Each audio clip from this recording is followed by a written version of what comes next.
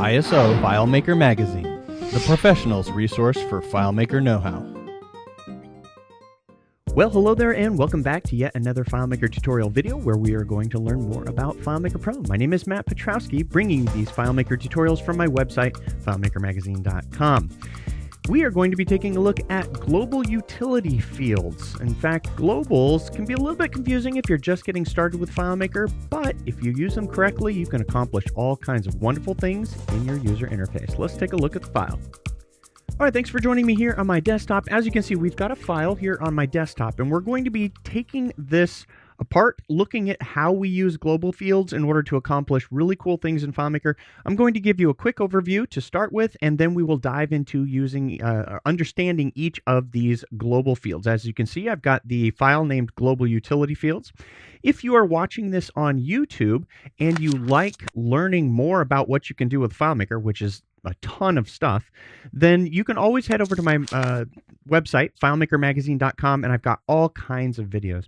So in this video, we are taking a look. We can see that we've got a database. It only has 13 records in it. This is called a master detail. This is a default feature in FileMaker where you have a portal here. But in this video, we're taking a look at global fields, and I'll show you the global fields right off the bat. We're going to go into the Manage Database. One of them is technically not a global field, but I think of it like a global field. The way that I distinguish between my global fields, as you can see as I highlight them on screen, is that any field that is either global or, in this case right here, unstored. An unstored calculated field is roughly this. It's sort of the same as a global field. In other words, you just can't change this particular one because it's calculated, unless what it references does change, then it will change. But more or less, these are specific just to my machine or just to my use of the database. In other words, if I'm user A, and then we have other users B, C, D, and so on, whatever is in a global field for those other users can be completely different than what's on my machine as user A. That is the first important distinction in globals. Now, what we're able to do is we're able to use the values in those fields in order to drive a lot of things that we see in the user interface. And these are some of the common fields, and that's why I'm calling them utility fields, because in most of my tables, in this particular solution, we can see that we only have two tables, people and details in here.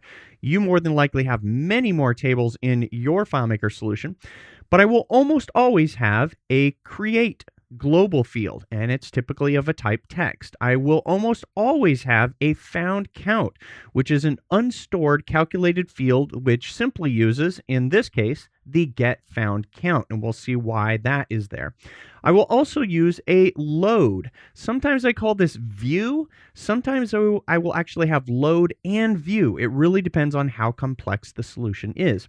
I will also have a select. Now, what we're learning in this particular file deals with global fields that are intermingled into your data tables. So in this solution, I have a table called people. Within people, I am going to have each of these global fields. Now, if I was to copy these, which we have the option down here at the bottom of the dialog, and take them to any other field in my solution and paste them, that would be completely okay. I want to distinguish this particular solution of commingling global fields, which sometimes you don't want. This is called dirtying up your data fields or dirtying your schema, because you're actually, in FileMaker, you're adding in fields that are more or less used to drive things within your user interface that otherwise wouldn't be in a purely clean data table. But there is a solution or a technique where you can create a dedicated table called globals, and you can use globals from that particular table and access them through relationships or through connections that you make. That is a different technique than what we're looking at here. I really find no problem with commingling these tables. Because they are capitalized, I can distinguish them. So now let's take a look at what we have in terms of features. Okay, so let's go through what the features are, or what these utility global fields are providing us. First off, you notice that in this particular portal, a standard portal, let's go into Define Database. We'll zoom back out, look at our relationships here. So in this particular solution, I have a table well, a table and a table occurrence. We need to distinguish between the two. This is more or less a representation of the people table. Yes, when I double click, we can see that it is tied to the people table, but because I can name this whatever I want, this is more or less, it's like an alias in the Macintosh computing, or it's a shortcut, or however you think about something that points to an original thing. That's exactly what this is. This is pointing to the people table. Now from here, you can see that I have the create and I have the load.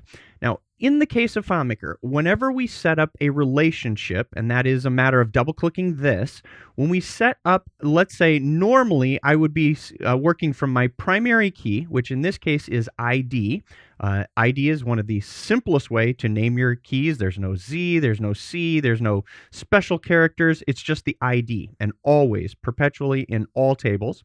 And it relates to an ID with an underscore with the same name of the table that it relates to. So we can see that even though I'm in the details table, which is indicated right there when I double click the table occurrence, this details is relating back to the people table. So ID underscore people is the name of the foreign key. Now, normally what we do is we double click this, and this is the option that we turn on right here, allow creation of records. If I turn this on really quickly, if you're not familiar, and you probably are if you've been working with FileMaker, you can see that a new row shows up at the bottom of this portal. This is what I call the ready row, or the row that you're going to input data. Now you can see that if I was to have many more items, this ready row, ready to accept data, actually ends up going off screen. That is many times is a less than ideal solution. So what we can do is we can set up a dedicated relationship just for the purpose of creating related records. In other words, this ready row can be shown in its own dedicated portal. That is what we have right here. This is a single row portal, which when we go into layout mode on this, we can see that this is based off of people details. Heading back into my defined database, there is my actual relationship right there. And normally I would turn this off because I don't want to use that very bottom row, because otherwise you have to come up with solutions in order to get the user to add new records. In other words, they either have to scroll to the bottom of that portal, or in many cases, what you do is you can, for example, make a little icon right here. Let's change this. We'll make it the plus sign, and you have to create a little script. And that script, then when you click this button, will simply just go into the portal, scroll all the way to the bottom for the user, and put them into the bottom ready row. Well, if we don't want to have to do that, we create an alternative connection. That is this one right here, create. Now, when we have a global field and we are going to create a relationship, or we are going to create related records, we can see when I double click the relationship that yes, allow creation is turned on for this. All I have to do is simply use one little trick, and this is all over the world of FileMaker, but it's not always obvious. This portal, when I double click this portal to bring up the settings for it, we can see that it is create details right there. Now, in this particular case, I don't have to do a whole lot to this portal because I've wired up a trigger, and the trigger happens such that when a new related record is created and when I actually commit the current record, then it breaks the relationship, which we're going to see. But normally, this option, filter portal records, I would click this, and the only thing, after I make my dialog really small here, that I need to put in here is the word false. Now, what happens is, because I put the word false as a filter on this initial row 1, total number of rows 1, portal means that that false is directly equivalent to showing the last row, or the ready row, waiting for a new record. What happens with FileMaker is that FileMaker, depending on all of the fields that you use for the relationship, when we have that checkbox turned on, just the mere fact that this is turned on right here, FileMaker wants to create the related record. Now, because the relationship, as we can see, is based on two different key values. In this case, one of them is not a key value. It's my utility field of create. The other field is the connection that I truly want. I truly want this person, their ID, to have a foreign key of that ID in the details record, or the details record that is created for this person. Because what it's going to allow me to do is have multiple details, an infinite number of details, as opposed to having to put an infinite number of fields, which I can't really do unless I'm the developer, meaning a user could not just add a phone 2, a phone 3, a phone 4, a phone 5, etc. Because they can't add those phone fields, we give them the end user the ability to create an unlimited number of records. We just need to identify the data. And that's what I've done here in this, using a people to details. And then all you have to do is identify the detail, which you're going to see is very powerful. But it is this value right here. Because this global utility field called create, we're going to attempt, well, we're actually going to insist that the create field constantly stay empty. Now, there's multiple ways that you can do this in FileMaker. You can do it with an auto enter, where the field itself, once it sees something happens, it looks up and clears itself. It sets itself to a blank value, which in FileMaker is double quotes. Also, we can use a trigger such that when something happens in the current record, then that's when we clear this value. And that's what I'm actually doing with a script, which we're going to see. But we can see that we're connecting to the details table and its primary key. So what happens is when this is empty, this gets looked up into here. So let's see it in action. And this is a very great way to go about this. And it actually works as well with find mode, which we're going to see. So you can see that I have the field of label and the field of phone. Let's go into layout mode and we'll take a look at that. My field names, note that the field is not named email. It's not named phone. It's not named Twitter, Reddit, whatever it is that I want to capture. It is simply named value. And what we've done is we are making something that would be specific, such as I'm going to add a phone number field. No, we don't need a phone number field. All we need is a value, and we need to identify what is that value. Is it a phone number? Is it an email? And most of the time you can use the data itself in order to determine that. So heading back into this, you can see that we have a list that's already showing up. Now this list is using a value list that is simply referencing the field where values are being created. So as soon as I added a new one, that new value would actually show up right here. But if I want to add a new email, notice that this ID became populated. That is because if I go into layout mode, which is actually going to cause the commit, I should show you. I'm going to bring up the debugger. If you're not familiar with it, it can be found under the tools section, and you're going to need to turn on FileMaker Advanced. But if I turn on the script debugger, what's going to happen is FileMaker has what's called an implicit commit. It's implied that when you do something else, the commit is actually going to happen. Right now, this record is actually open.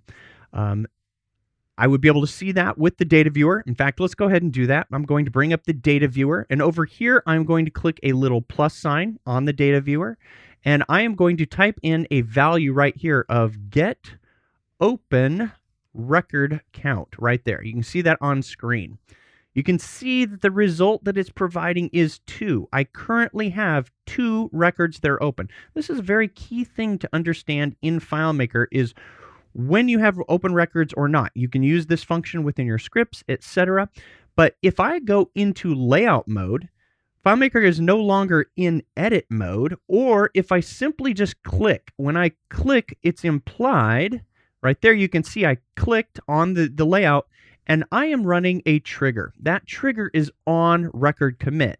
So when a commit happens, I want to do something else. And in this case, you can see that what I'm doing is I'm creating a dynamic field relationship, or I need to know, because I'm using a create utility global field, and because I would keep that same create global utility field named create, all caps, in all other tables, I've created a standard for my database that I can rely on.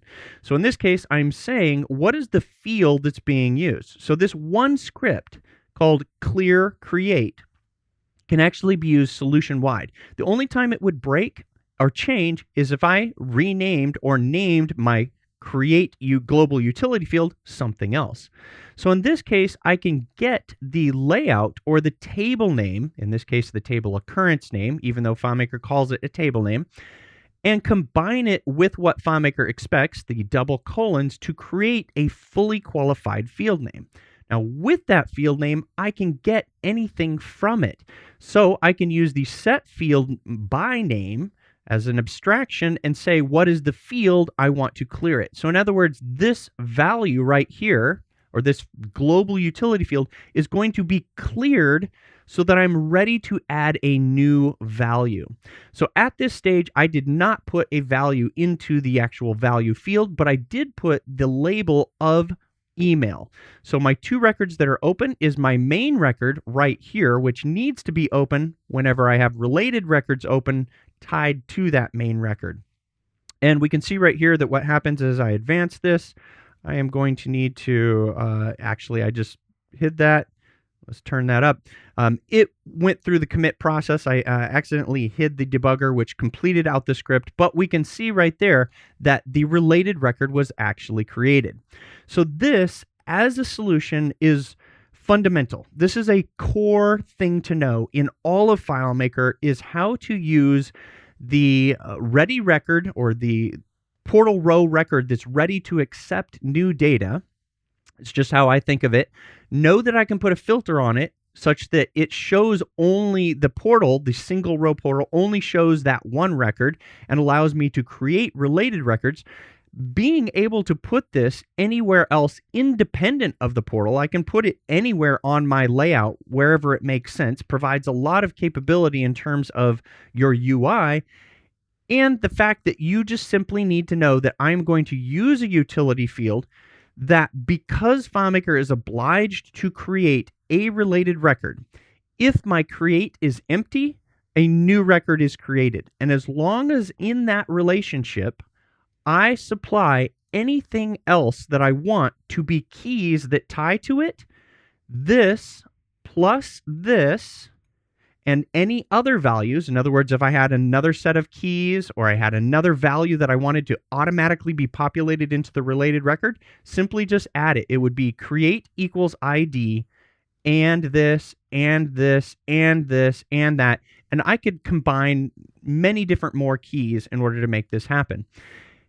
And that is the first of the utility fields. The next one that we're going to take a look at is the found count. It's one of the easiest and most beneficial things that you can put into your solution. It's not actually a global field, but you can think of it like one. So you find yourself asking the question, where should you host your FileMaker solution? Well, one of those dots right there. That's what I would pick. Now, they didn't come to me. I went to them. And I trust fmcloud.fm with all of my data. They are using the latest tech. In fact, did you know Claris is actually, in some instances, releasing features first and only for Linux? What does fmcloud.fm use? They use Linux. On top of that, they use containerization. And if you've not heard about containerization, then you will be. It's one of the best ways to host your FileMaker solution. I highly suggest that you check out fmcloud.fm. All right, so we're going to talk about the wonderful found count through relationships. Just before we do that, I should mention that the way that I integrated the create that we just took a look at, if you wanted to be able to edit, one of the things that a lot of FileMaker database systems do is they simply just put the fields in the portal or on the layout. Many times you don't want to allow a user to edit. So what you do is you simply display the data and provide an alternative method for edit. In this case, I have a button right here with the little pencil icon, which implies edit. Well, I would be able to hide this button based on a privilege set. In fact, if you go into layout mode and we zoom out here, And I move over here, select the button, go up to the fourth area of the database, and we look at the hide object when. We can see that what I'm using as a calculation is I'm saying when you do not have full access to this solution, when it does not, the privilege set name that you're using, when it does not equal full access, that button goes away. And that was one of the easiest ways to be able to control edit access for certain things, because in this, if I double click, I believe I am using a script, which we could take a look at that. Let's go ahead and click that right there. Actually, we want to click this right here, which will bring up the script. We can quickly take a look at that. We are using the show custom dialog. And if you're not familiar, the show custom dialog can handle when you actually use the dialog. Over here on the button settings, you can actually say whether or not you want that particular button to cause a commit. So in this case, if you click the OK button, it causes a commit. If you click the cancel or delete button, they do not cause a commit, but we do make an account for the delete that we say if the last message choice that you chose was the third button. So looking at this, we've got 1, 2, and then 3, and then hopefully I'm not covering that, but button 3. So we say if get message choice is 3, then what happens is we simply just delete that portal row, and we are not giving a prompt, which you could turn this on if you wanted to. And that's just a super simple way to edit this. So what we're taking a look at now is, like I said, the found count. So this is another utility field that is absolutely wonderful to know about through relationships. Now, as we scroll this layout over here, I need to get on the layout and scroll over. We can see that we've got this little item right here, which above our master detail. Now, this particular portal, this is a master detail. It simply is an option when you select the portal tool and you drag a new portal out. The default is going to be this right here, current table. So this master detail look means that this portal, when specified to the current table, is simply going to show whatever the found set is. In that particular case, if I want to show a count, you can see that I have this found count of total record count. So if you didn't know that where they are, you can select the text tool. I can click to add some text. I'll just type in some text and then double click to highlight it. If I go up to the insert menu and scroll down, let's see, I might be blocking that. Let's see if I can get over. There we go. These are the things that I have the ability to insert into FileMaker. This other symbol right here, when we choose this, it gives me access to all of not all, but almost every one of FileMaker's get functions. So if I just want to show something within the layout, everything that you see on screen, you can absolutely put on screen. And so in this case, I am simply putting the found count with a combination of the total record count, which is right down there. So that gives me the X number of showing records of however many. So I go into browse mode and you can see that I have 13 of 13. Using that find again, and as I mentioned, it also works through that create relationship, which is actually really cool. I go into find mode. I can simply type in a value 1, 2, 3 right here. There is nothing. Let's see if I've got 888. Come on, I've got to have something here. There, DE. So I've got Deci right there that it came up with. We can see that it found 1 of the 13.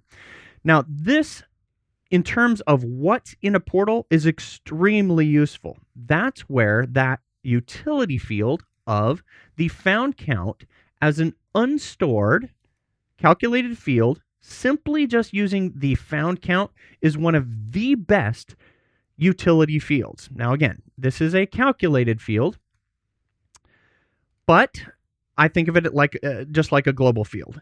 This is where it allows you to put right here the found count that you want. So we'll go into layout mode. I will simply take this right here, and all I have to do is simply merge in a value. We'll go up to the insert again, or if you don't know where it is, let's see if I can zoom in over here. I need to insert. Sorry about that. Merge field is what we're going to use. I think we'll be able to show it right there above my head. So merge field, this is going to allow me to merge in that found count. So we will simply select where this is coming from. In this case, make note that I've got two different portals here. I've got the create portal right here, and I've got the people details. All I have to do is look at where I want the data from. In this case, however many records are shown in this. And the one thing that you need to remember, if this portal does have a filter, this will not match. The get found count will always show however many records the relationship finds behind the scenes. If a filter is applied onto your portal, it's a different story, different ball game, and you have to come up with a different way in order to show what the count of the contents of the portal is. If you do not have a filter on the portal, then this is absolutely the best method. We simply select the relationship we want. In this case, it's people details, and we simply double click, and then we can put in the word found. And I will scroll this out because it's super long. And if you don't know this particular trick, you can, as long as you leave the first character of any type of merge field, you can also select all of these characters and you can make them much smaller, which I just did that with a combination key shortcut for me was Command, Option, Shift, and the greater or less than. And that simply shrunk everything down. But now I am able to see, as I make this, how many are actually found. And I am going to need to zoom out here, and remember, use your anchoring. It's on your first tab. In this case, my portal itself, when I select it, we can see that the portal only has a top anchor. So I need to do the same thing for this. I need to turn off that anchor right there. And there we go. We've got one found, which is not actually correct in this particular case. I'll have to troubleshoot that and see why that is. All right, so we got that fixed, and I did have it set up correctly. When we go into layout mode, you can see that I made the field bold. I am coming from the right location. The found count unstored calculated field, which I think of as globals, is coming from the same table. So we've got details and we've got details. So the found count has to come from the correct relationship through the portal. Sometimes what you need to do in, if it's an older database, I don't know why this is, but in some cases within FileMaker, you actually have to go to the actual field, double click it, make sure that FileMaker knows what it's wanting to do. I had to click the storage options, check, uncheck. It sort of refreshes or causes FileMaker to say, oh yeah, I don't need an index for that. I'm going to update, and then all of a sudden, magically, FileMaker starts to show the right number in here. There are some nuances to FileMaker, and its refresh of the layout has been changed many times over throughout the years, but we can see as I move through the records now, that found count right there, I only have 2 and I get 2 details. I have a record with 3 and I get the 3. I add a new one of, let's say he's got an Instagram and it's at whatever man, and we click, our commit actually happens and we go from the 3 to the 4. So that is absolutely wonderful. Love that particular utility field. Now let's move on to one of the more complicated ones, but it's not so complicated that it's absolutely wonderful, and that is the load.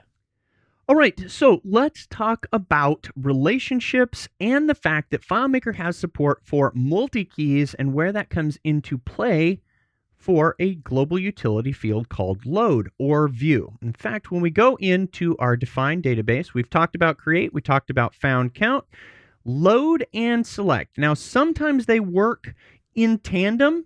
Other times, you only need load. The whole key to this global utility field is the fact that FileMaker will support multi-keys within a text field. So because this is a text field and because it's global, what that means is any number of keys or any values that I put into this, as long as I have a relationship to a related table based on those values, I can show them however I want. So this load, many times in your FileMaker UI, you are simply wanting to see on screen a subset of data, And maybe it's not just from one related table, but from many different related tables. Well, that's what we're going to learn right now. Now, in this scenario, I'm also having to use a select global field. Now, again, remember, because globals are local to the specific client, me as client A can select something completely different than client B, C, D, etc. In fact, global fields are how you're going to drive a lot of your unique UI decisions. In this case, when we take a look at our layout, we go to the load layout, we go into layout mode, we can easily see that the select field is using either a drop down or a pop-up. When we go over to look at this and look in our fourth area of our database, we can see that I'm using a pop-up menu. I could have used a drop-down menu. We can see that the values are coming from labels. Let's take a quick look at this. We click the little icon right here. In this case, what we are doing is you can see that our source for the labels is coming from the field itself. Now, this is a good way to go about this, as opposed to this. If I used custom values of home, work, Instagram, what have you, I am limited, or I am limiting the user to just these values. A developer has to go in and control these. But if I say that the values can come from a field, the user can enter them. But on top of that, the first time that the user does enter them, we actually get the benefit of them showing up. Now, of course, we have to use some type of selection, in this case, probably a drop-down, because if the user clicks in here, and I could allow them to enter an actual field value, they could put homes with an S, and then I would have homes and home. So it really comes down to what you want to limit the user to. Now, this is the feature right here. With my two global utility fields, this is the select field, which says I want to see all people, let's say, with an Instagram. We can see that instantly we got an update. Now, what changed was the load field right here, where you can see that we have a multi-key value. We have this key, and this key. And all of these three keys complete a relationship in order to show these three records. Now, what I've done is I've given an additional option right here, which this is using, it's a nice little trick. You can copy and paste this. It's an iOS switch. And all it's doing is it's toggling a value in a global variable. Let's show the data viewer. We'll go to the current. We'll scroll down, and I'm going to click this right here to toggle it. And notice that we got this value right here, related.show, and it's currently set to 1. If I click that again, you're going to see that it's going to flip to 0. Now, this is just one of many different ways that you can control what direction a script takes. In this case, the script is going, if it's turned on and that value right there is a 1, then what the script is going to do is it's actually going to use FileMaker's go to related records. And when I say, show me everybody that has a Reddit address, the two that it found, it also limited the found set right there. And if you don't know this about FileMaker, this wheel right here, which shows you the found count, can be clicked. If you click it, it will simply flip the found set and say, I am now not looking at the 2 users that have Reddit accounts. I'm looking at the 11 users that do not have Reddit accounts, which is pretty useful because now I could go cycle through all of these records and go try to find all of their Reddit accounts. But let's take a look at what's happening when we make the selection. First off, I'm going to bring up the debugger after I dismiss the Google updater, which is going to show again, unfortunately, asking for a timeout. There we go. Google always asking for things. If I make a selection right here, we're going to turn on the debugger and see what actually happens. So I'll make a selection and I want to see all of the people who have Twitter. You can see that attached to this field is an onObject modify to select my global. So there's my global utility field. And what we're going to do is we're going to use one of a few of FileMaker's abstraction functions. So the purpose is to load a range of records based on a query. In this case, the query is how many users have Twitter. So we are setting our label of get active field contents. The active field contents currently is the word Twitter. If we take the word Twitter and then we pass that into what you can see right here, SQL, which we'll look at this, we can ask the FileMaker database, give me all of the primary key values of all of the users who have this particular label in their set of details. It's yet another benefit that allows me that rather than putting a Twitter field into my people table, if I use a details table and I normalize the data, I can now go search all of that data for anyone who has a particular label. Yet another benefit. So this particular value right here, as I advance this, is simply going to populate with the keys. Let's show the data viewer. And we're going to see we've got the label right there. It's Twitter. I advance this and I scroll down and there is my keys. So in the data viewer, when I double click this, I can see that FileMaker's execute SQL came up with this user has Twitter, this user has Twitter, and this user has Twitter. And all I have to do is dump all of these contents into a global field, in this case, the global field called load. And remember, you can have multiple loads. If you want to have a FileMaker layout that you're going to show something from 5 different portals, you can have 5 different loads. Load 1, load 2, load 3, load 4, and load 5. All you need to do is to be able to distinguish them. So with that, we can say, as long as we did not get an empty result back, here's what we're going to do is we are going to set this field of people load. Now, if you remember from the previous script, I could make this more or less work globally.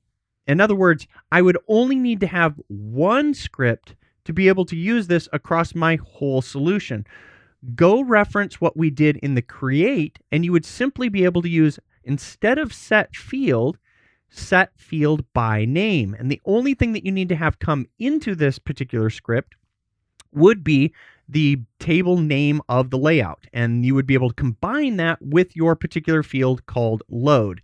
The reason that I'm not doing it here is because loading many times is UI specific, and because it is, oftentimes you may have a load 1, load 2, load 3, like I mentioned, you may be loading multiple different scenarios, so that's why I didn't make it dynamic in this particular case. And as you can see, as we advance through this, we get the benefit of this right here. Because of that little toggle that I have right here, which this is just a two-segment button bar, one with the on state and one with the off state. If this is actually toggled to true, we are then going to use FileMaker's goToRelated.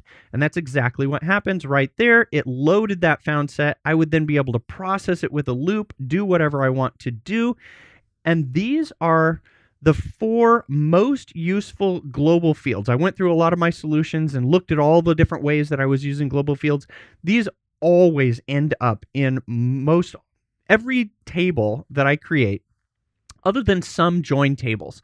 But regardless, I constantly found out that I ended up adding a found count because I needed to show that for some reason. Whenever I needed to create records using the FileMaker's obligatory create, I just always ended up adding this. So this is my default. I will simply select all these, copy them, and paste them into any other table. They are lightweight. They have no cost other than the fact that whatever you dump into them, let's say, for example, if I was using the load table, global field, you have to be aware that if I was to load, let's say, 20,000 records, a FileMaker field can hold, I think, something up to like 4 gigabytes of data, a ridiculous amount of data. But if I load all of that data, so on my relationship graph, if I shoved a bunch of stuff into load, which, by the way, what we're looking at is actually not actually, I just said actually twice, but it is not true.